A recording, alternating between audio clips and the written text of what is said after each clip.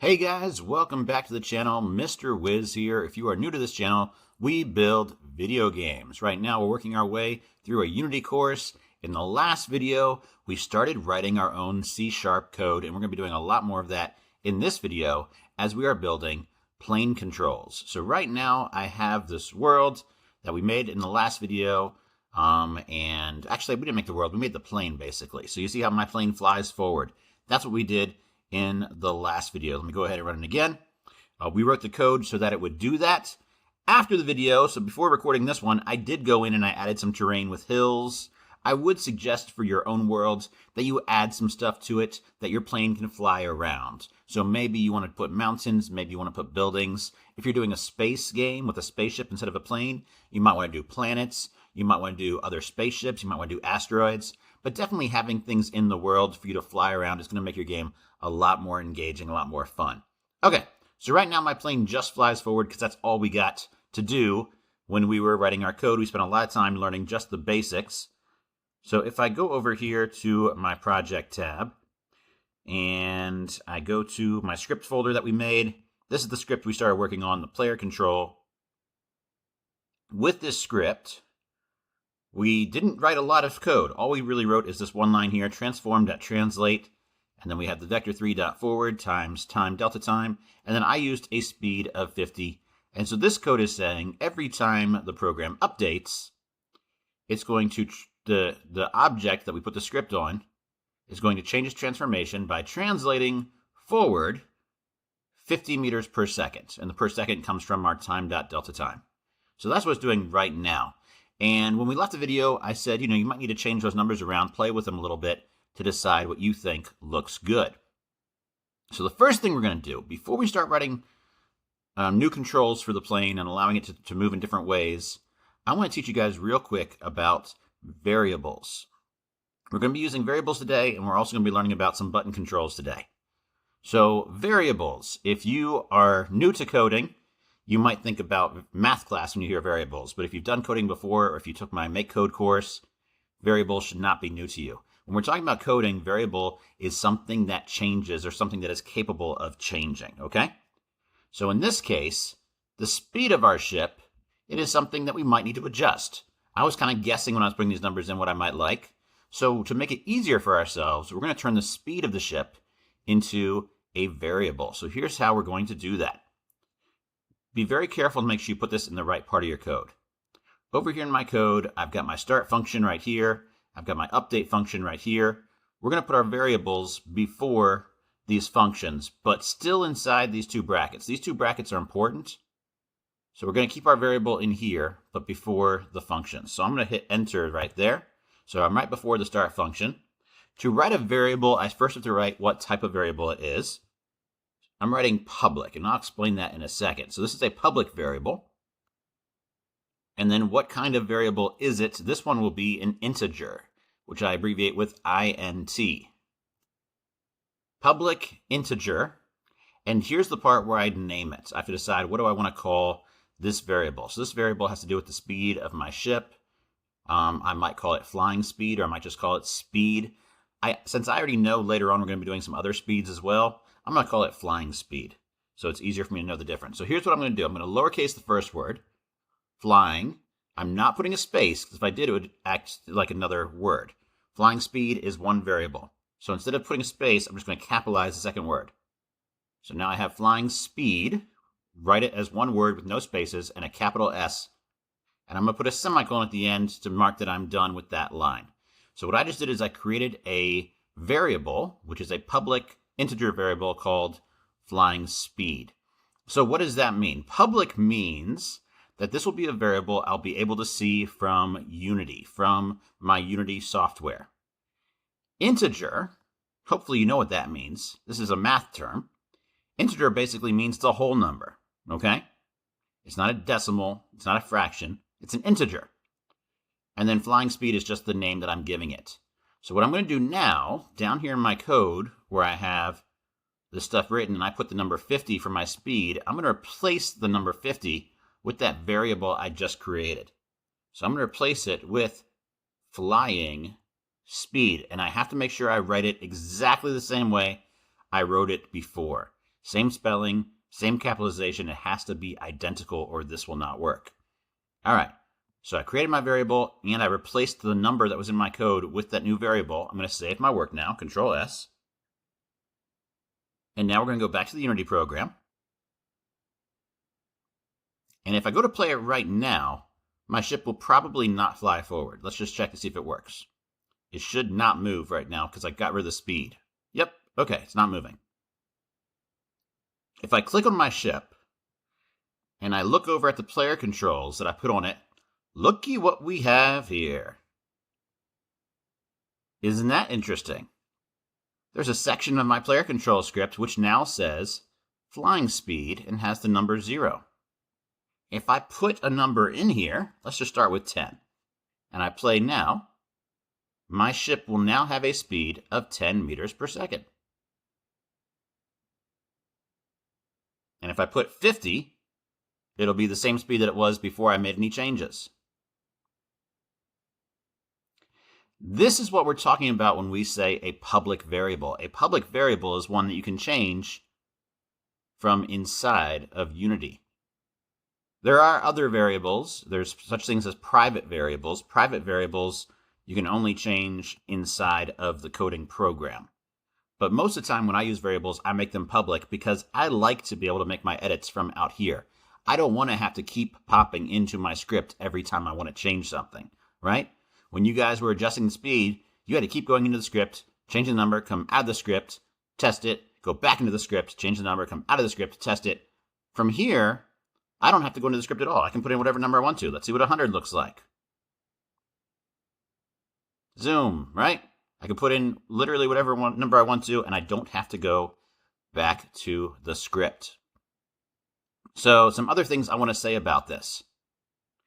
First off, even though this is our first time creating a variable, it's not our first time using variables.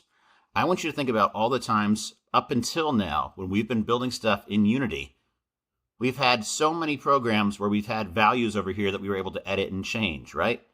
When we built our very first game with the robots, we were able to adjust health, we were able to adjust the player's speed, the player's jumping power, all of those things that we adjusted here in Unity were variables. And they worked because there was a script that was already written that had it set up as variables. When we did our last game with the car that was driving around, when you adjusted its stats, you were adjusting the variables that were already made. So yeah, we've been working with variables this whole time, but now you know how to create them. You create them the same way we just did by making it public and then deciding what type of variable it's going to be. These are whole numbers, which is why they are integers. There are lots of other variables, and we'll be touching into some of those as we go. The other thing I wanted to mention, right here, when I put flying speed, I wrote it as one word with a lowercase f and a capital S. But look at what Unity did. Unity wrote it as 2 words. How did Unity know that flying speed was referring to 2 different words? It knew that because of the way I capitalized it. Coders use what we call camel case. That's the actual term for this, camel case. Camel case means you capitalize each new word as it appears. So the people who designed Unity are programmers, and they told Unity that, hey, when you see something like this, even though it's written like 1 word, I want you to write it as 2 words. So Unity is basically taking the code language and turning it into regular English for us. Isn't that kind of cool? So as we write variables, we write them as 1 word, but we capitalize each new word, and Unity will change it to something that's easier to read with separate words. Kind of a neat little trick. I love it. All right, so that's enough that I wanted to say about that. We're going to go ahead and start coding some new stuff now. For what we're going to do, we're going to start coding left-right movements, up-down movements. Before we do all that, I'm going to change my flying speed here to 0. Because it's going to make it easier for me as we're coding these other things for the plane to not be flying. So that way when I look at it, I can tell if it's working or not, okay? So we're setting the flying speed to 0 for now. We'll change it later once we have it working correctly. All right, we're going to go back into the code. And what I want to do now is we need to create some movement for the plane so it can go left and right and also up and down. Now I want you to notice these movements are rotations. Do you see that?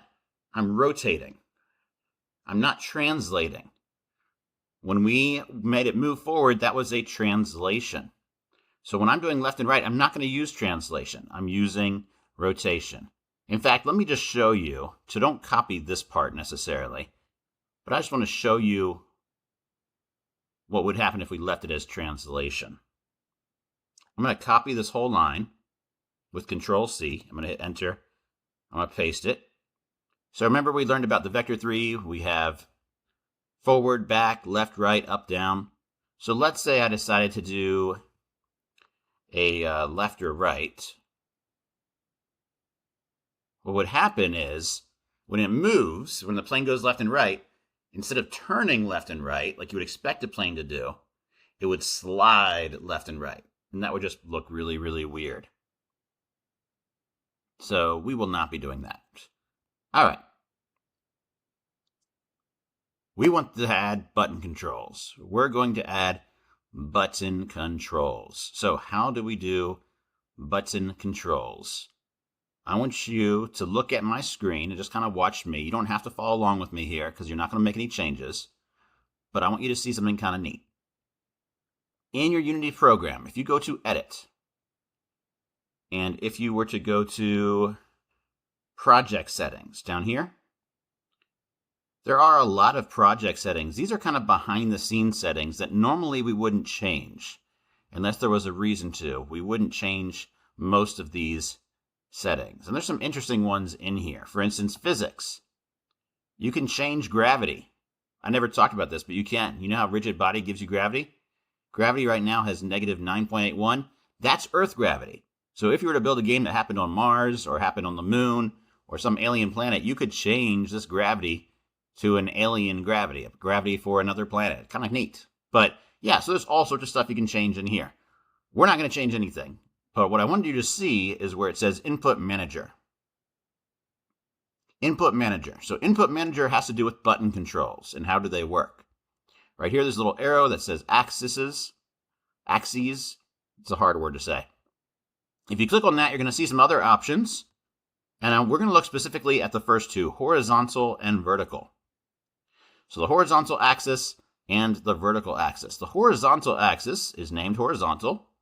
And then down here it has positive button and negative button, right and left.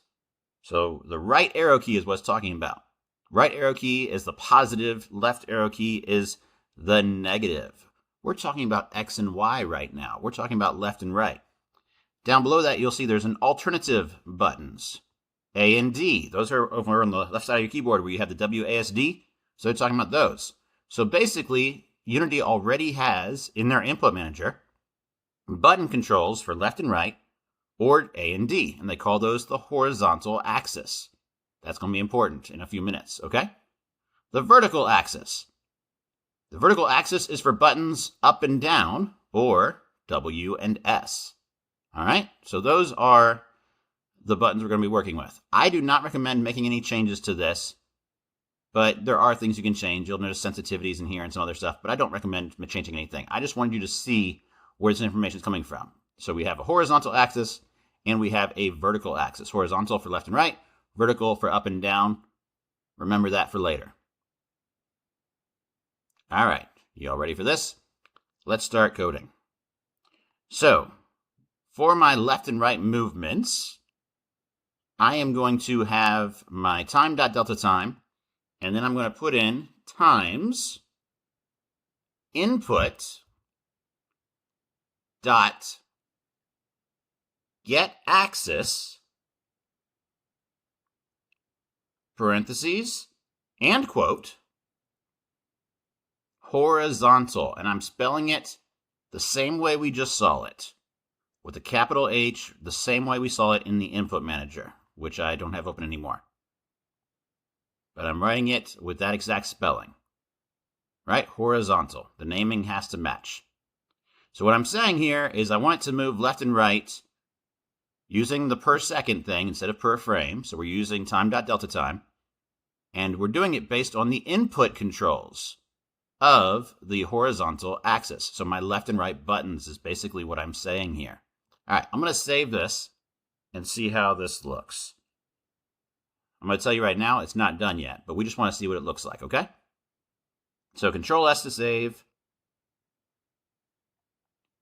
I'm going to press the button. Oh, I got an error. And what's my error message say? If I go to the console window, I can read it. Error, there's a parentheses expected. I forgot to close my parentheses. I know exactly what they're talking about. So I put a parentheses before horizontal. I need to put a parentheses after the horizontal. And you might be looking at this like I am and saying, wait a second, there's already a parentheses behind the horizontal. But that parentheses is supposed to be for this one. Remember we talked about every parentheses has a pair? I need another parentheses to close that pair. So now we have one parenthesis for that and one parenthesis for that. I know it gets a little confusing sometimes, right? Those errors, those error messages can save us a lot. I'm going to save it again. So now I have the correct number of parentheses. Let's go check it out. Remember, my flying speed is set to 0, so it's not going to fly forward. It's going to stay in the middle of the screen. All right, here we go. If I do my left and right arrow keys, you see how it's sliding left and right? It's sliding left and right because my code right now is set to translate. But what I really want it to do is I want it to rotate. So we're going to make some changes, okay? All right, so let's go back to the code. Instead of translating left and right, I'm going to take where it says transform.translate, and I'm doing this to the line that has the right, vector 3 right, and horizontal, okay? Make sure you're doing it to the right, correct line. We're replacing translate with rotate and save. So now that line says transform.rotate vector3.right times time.delta times input.getAxis horizontal. All right, let's go take a look at it now. I already saved it with Control S. I know there's a lot of stuff I'm going to do in this video, and I'm going to move kind of fast, but that's so I don't make the video too long. All right, so if I go left and right now, oh, that's weird. Wait a second. I think I did this wrong. It's going up and down. It's going up and down instead of left and right. Oh, no. That's okay. I can still fix it. I know exactly why I did that. All right, let's click on the ship. And I want you, well, you don't have to do this. Just watch me do this, okay? I'm going to click on the ship. I'm going to click on that rotate tool. If we look at our three colors here, the blue, the red, and the green, and I want it to rotate left and right, which of these is the one that I need to use? I need to use the green one, right? So green rotates left and right. That's what I want to change when I press my left and right arrow keys, is this rotation. As I look in the inspector window over there, which number is the one that's changing? It's the Y. The Y. So vector 3, I'm going to undo that. Control Z, undo. Okay, set it back to 0. Vector 3.right is not what I need. Do you remember those shortcuts we looked at yesterday? Or, sorry, not yesterday, but the last video? There were all those different vector 3s, right? The Y is normally up and down. The Y is up and down. So instead of vector 3.right, I'm actually going to put vector 3.up. And I know that seems weird right now because I'm not moving up. But the reason that is what we use is because that is the axis we're rotating around. If we look at the lines, the green one is the Y. It's spinning around the green line. That's the axis. The axis is the center of it, right? So when we're rotating around the Y. We're rotating around the up vector. Okay? So transform.rotate vector3.up. This should work now. I already saved it. Let's test it out. There's so many small things. There we go. Okay, cool. It's moving left and right. It's moving left and right super slowly because I haven't given it a speed for that yet. Just like before, we're going to give it a variable. So up here where I have my public integer flying speed, let's go ahead. I'm going to put a couple of lines just to make it easier to read. And we're going to create another variable, another public one. This time, instead of integer, I'm going to go with float. And there's a reason I want to show you the difference, okay? So instead of integer, I'm going to go with float. And I'm going to call this one turning speed. Once again, the T in turning is lowercase. The S in speed is capital. You don't need to capitalize the first letter in variables. You just need to capitalize each word after that. So public float, turning speed.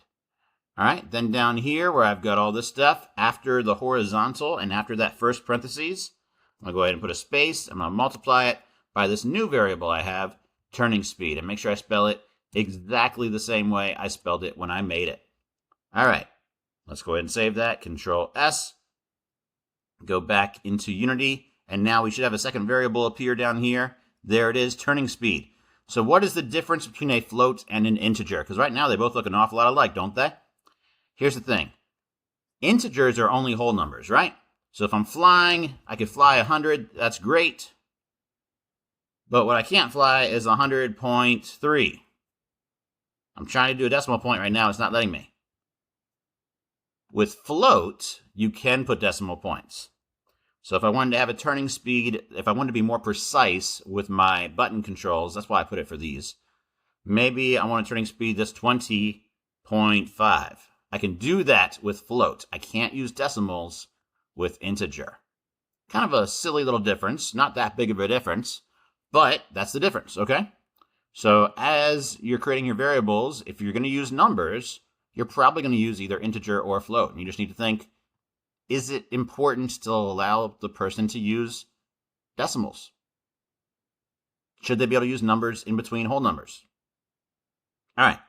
So I've got my turning speed here of 20.5. I don't know if I'll keep that or not. Let's test it out.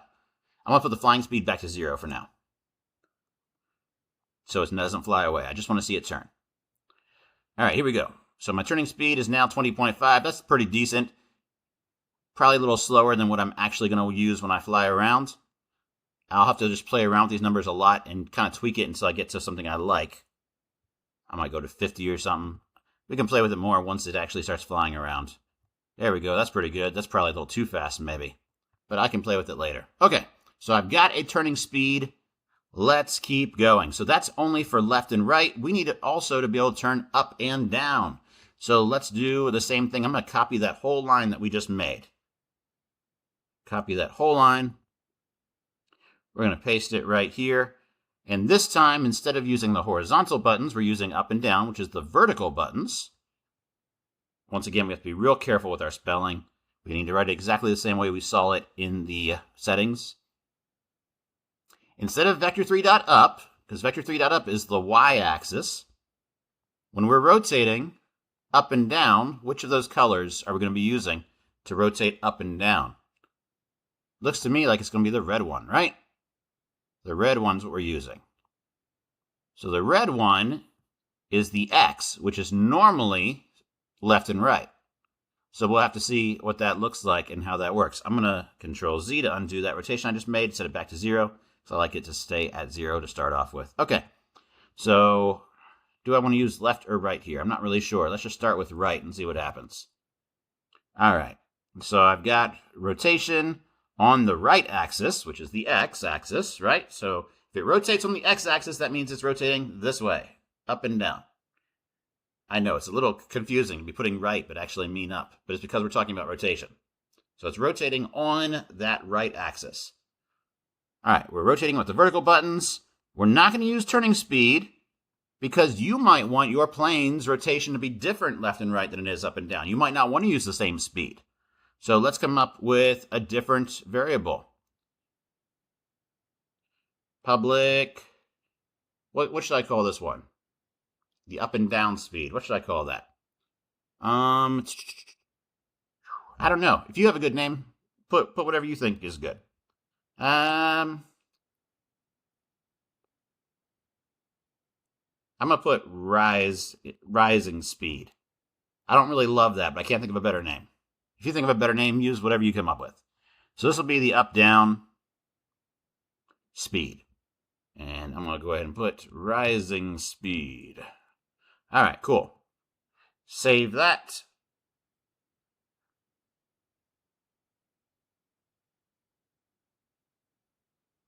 And I'll just put 50 for now, and I can change it more later. And let's see if it works. So now if I use my up and down arrows, If I press up, it goes down. If I press down, it goes up. So these are inverted controls right now, which actually works pretty good for me. I like that. If I didn't want to use inverted controls, most flying games use inverted controls.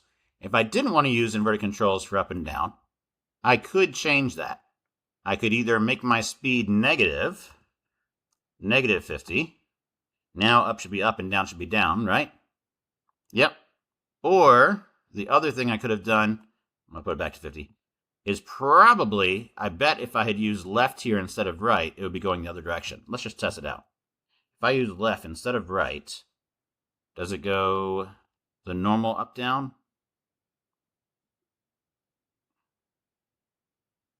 It does. So left would be regular controls, right would be inverted controls. So you'll just need to go ahead and decide whether you want your up-down controls to be inverted or not. I do want them to be inverted. So I'm going to use right. But if you do not, then you should use left there. Okay? All right. So we've got flying forward. We've got it turning left and right. We've got it turning up and down. We basically have a flying game. So all I got to do now is go ahead and give it its flying speed back. I'll start with 50. I can play with it more later. Let's just see what it looks like here. There it is. Oh, I can fly left and right. It's coming back to the camera. Okay, maybe not. But yeah, it's turning left and right. It's turning up and down. There it goes, flying off into the distance. So of course, if this is going to be a playing game, we need the camera to move with it. So let's go ahead and attach the camera to the ship. So if I click on the camera, I can see the view right now of the camera. To attach to the ship, I just literally need to drag and drop it into the ship. There we go. It's now attached to the ship, so when the ship moves, the camera will move as well. And I can decide exactly what distance or rotation I want from this. I do recommend that the camera be in the middle. So right now, my X position is not centered. You see how it has a decimal point there? So I'm going to go ahead and center it. So I'm going to set my X position to 0. That centers it. And then I can decide what my Y and my Z is going to be. That's kind of less important. This particular position is not terrible. Let's see what it looks like when I start flying around. So there's up, down, left, right. Okay. So I do have one small problem with the left and right movements. I think you guys might agree with me. For flying, it still feels a little bit weird. Do you know, can you tell what problem I have with my left-right movement? Do you have the same issue? With a left-right flying game, usually you don't just move on one axis. You're not usually just moving on one axis. You're also turning this way or this way. So if you fly left, you're going to rotate and fly. So there's going to be a rotation with the turn. So let's add one more thing to our player controls just to make it a little bit more realistic. I want my plane to also rotate. When I go left and right, I also want it to rotate this way and this way, right?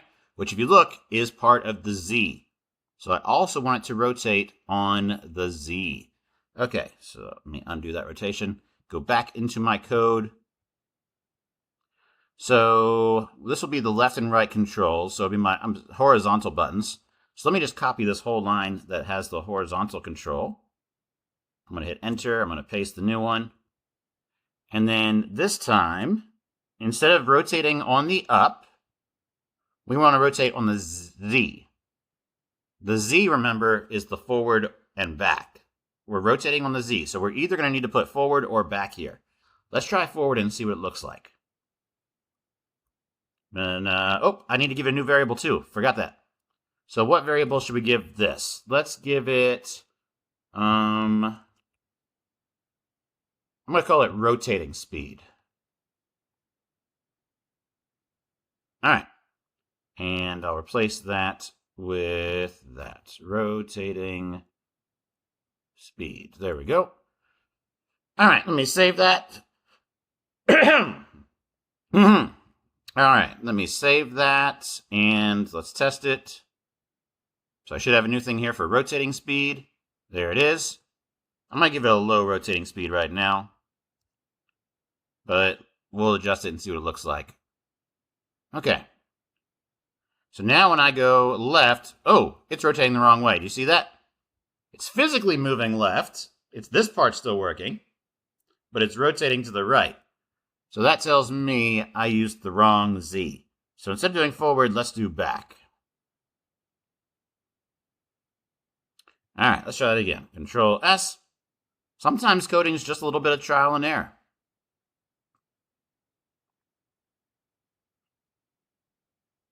There we go. It's rotating the right direction. And it's still flying to the right and left. But it's also rotating to the right and the left. My speeds are a little bit weird. I definitely don't like my speeds. So I will have to play around with this and decide what speeds I need. So I have 4 different variables I can play around with. I can make my ship faster. I have my left and right turning speed. I have my up and down turning speed, which is the rising speed. And then I have my rotating speed. I'm thinking the rotating speed needs to be a lot faster. Because it was really slow. What if I did it like 80? You guys can decide what looks good for you. So just play around for right now. Take some time. Oh yeah, I like that a lot better. So take some time and decide what you want to use for the speed of your ship. What do you want to use for the left and right controls? What do you want to use for the up and down controls? And what do you want to use for the rotating controls? So as I'm playing around with mine, go ahead, pause this video, and play around with your variables to find speeds that you like for your game. All right, I'm back. So the speeds that I decided to work with, you can pick, of course, use whatever you like for your controls. But I decided to use a flying speed of 100, a turning speed of 30, a rising speed of 50, and a rotating speed of 80. I might still change that later. But from what I was doing, testing it out, I think I like having a high rotation speed and a low turning speed. For me, that was easier to play. But you can kind of decide whatever you feel like fits best for your game, okay? So one thing I did notice, though, while I was flying around my world, is that right now my plane is able to fly right through these hills, which is not a very super realistic game, right? So let's fix some things with that. So first thing I want to do is I'm going to go ahead and give my plane a collider. Now, depending on what model you downloaded for your ship, it's going to look different than mine more than likely, right? So with my ship here, there are different parts. My main part doesn't have very many components on it. It's just the transform and the player controls. Not much else going on there. But if I click on the arrow to open it up, there are other things. For instance, this is the particle effect stuff, I believe. It is attached to the exhaust. And then this part is the main part of the ship. And I can tell that because it has the mesh renderer on it, and it highlights that main part of the ship. So the mesh renderer is essentially the model. It's what gives the ship its shape, okay?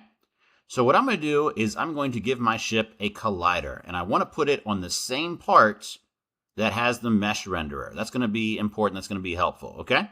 The reason that's important is because I'm giving it a mesh collider. Now, you could go with a different collider if you wanted to, but I feel like it's important that my collider fits the shape of the ship, especially with it having wings. I want it to fit the wings pretty well.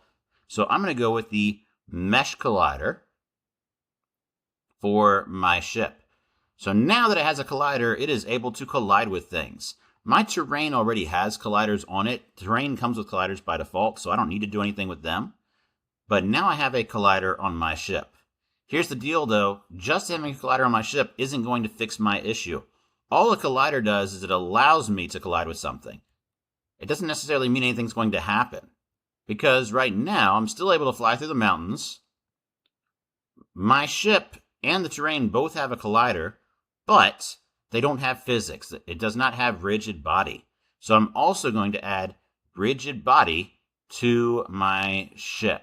For the rigid body, I'm going to put it back on the main part, though. I'm going to put it back on the main piece of the ship right here. That way, everything is moving together. I don't want the camera to become separated from the rest of the ship, as an example, right? So I'm putting rigid body on the main part, the parent object. So I'm going to add component, rigid body.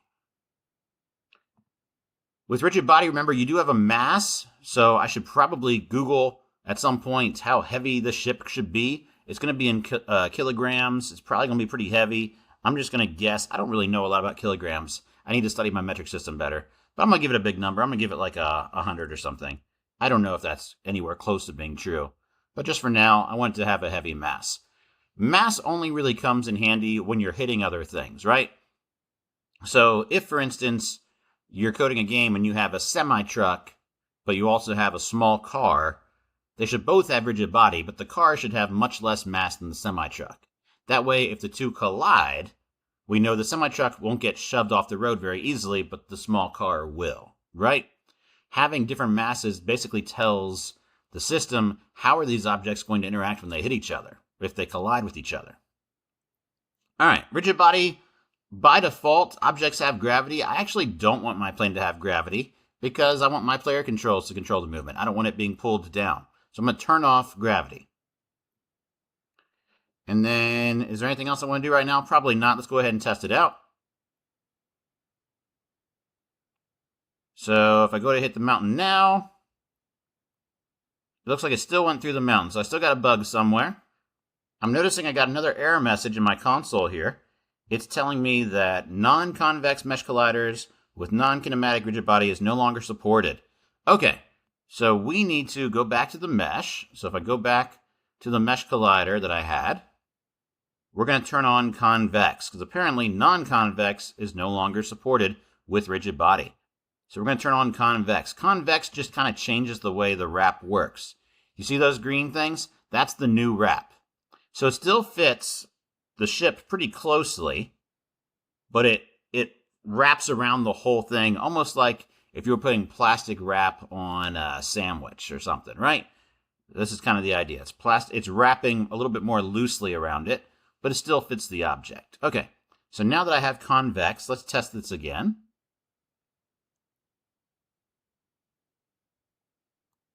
I'm going to hit this mountain here and see what happens. Oh, okay, there we go. I hit the mountain and it shoved me pretty hard. And now I have to regain my controls. I've basically lost control of my plane. But my buttons are still working, so if I fight it off, I should be able to regain control. I mostly have control now, although I've lost my land. They hit me really bad. There we go. I'm leveling out. Now I just need to find my land again. I don't know. I lost the world. Obviously, I didn't make a very big world. But it looks like it worked. I hit a mountain and something bad happened. That's what I was going for. So, yeah. Rigid body and mesh collider is probably going to be the best fit. If you don't want to use a mesh collider, you can always do a different collider, like a box collider or something. Really depends on you and your ship, what you want to go with there. I did want to mention real quick, with the rigid body, if you're still having problems after making those changes, you should try where it says collision detection. Right now it says discrete. You can change this. Sometimes continuous works better. So if you're still having trouble after the tips that I've given you, and your ship still isn't quite colliding with things correctly, try switching it over to continuous and see if that works any better. All right, so we talked about a lot of things today. We talked about how to create variables. We ended up creating 4 variables. We talked about the difference between translate and rotate for our transform. We talked about the inputs for horizontal and vertical. So a lot of new ideas here. As we continue going through this course, I just want to recommend you might want to start writing some of these down, because there's a lot of stuff we're covering in these videos, right? So you might want to get maybe a Google Doc or something and just start taking some notes as we're covering this new material. So for the new stuff we did today, we learned about public variables, we learned about integers and float, we learned about the difference between input.getAxis, and the kind of tricky way we had to write that there. You might want to make a note of that somewhere, right? Things about translate and rotate, vector forwards, vector backs, vector ups, a lot of small things we've been covering. It would probably be very helpful for you to start making notes of this stuff so that later on when you think, wait a second, what did we do? How did we do that? You'll have something that you can look at rather than trying to find the video that we learned it on, right? Okay, so I'm going to stop here. We'll continue going, of course, with the next video. We still have a lot more coding to learn about, a lot more C# scripts we're going to write. So I hope you learned something new today. If you did, please click that like button. If you're not already subscribed, please subscribe. And I hope you have a great rest of your day. Bye.